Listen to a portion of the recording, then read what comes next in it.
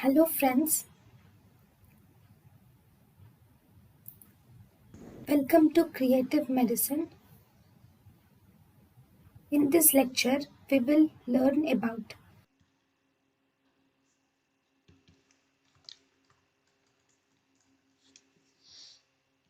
Then now Fuchs endothelial dystrophy. Fuchs endothelial dystrophy occurs due to the defect in COL8A2 gene defect will result in Fuchs endothelial dystrophy.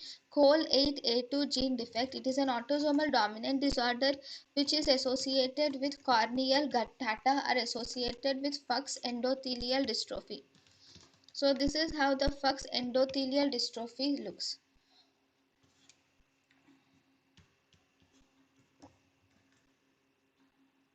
These are the deposits. thank you and thank you for watching.